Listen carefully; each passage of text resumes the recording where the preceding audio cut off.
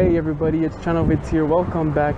It's a blazing hot day here in Miami, Florida, and today I wanted to talk about the bilingual nature of my city.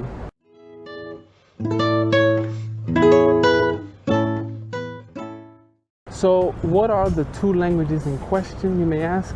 So of course, the first one would be English, and I would say it is definitely for more official purposes, for business purposes, for politics, administration.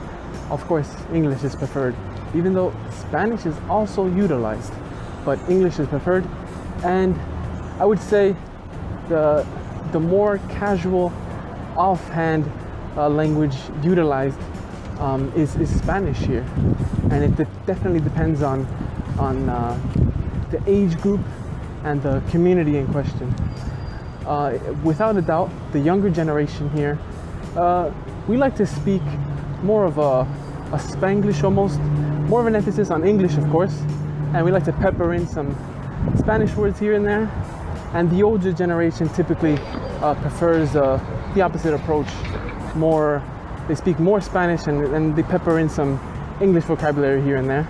But I would also say on the flip side that there's a portion specifically of the older generation that typically they tend to be less educated, they're less assimilated to the culture here in the US, and they speak very little English. Some have minimal to zero comprehension, and they've been living here for decades.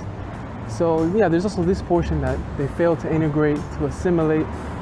And also another thing that tends to happen is you have cases of over assimilation, where families assimilate too much. For example, their sons and daughters not even being able to speak their native language, whether it being Spanish or Creole or whatever language it may be.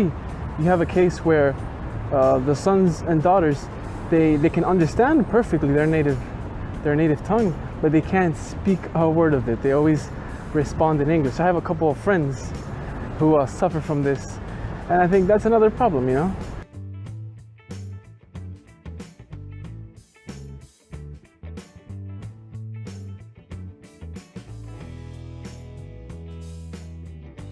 So the language that I use on a certain occasion really depends upon the scenario. For example, if I'm headed to a regular fast food joint, I might just stick with English.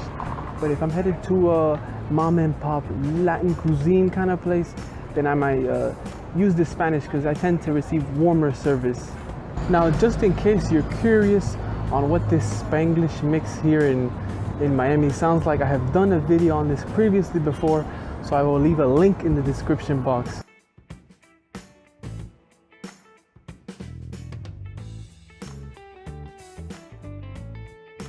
Personally, I think linguistic diversity in a city is great, well, just on an individual level, because it really helps us express broader and deeper emotions. I feel like there are certain emotions I can better express in English, as opposed to emotions I can better express in Spanish. So I feel it just helps us become more well-rounded as a person, knowing more and more languages.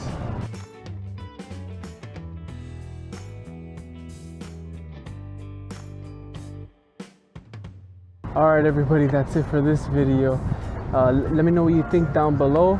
Tell me about your city, if you have a similar situation, you're a bilingual city, maybe even a trilingual city. I'd love to hear down below. Alright, I'll see you next time.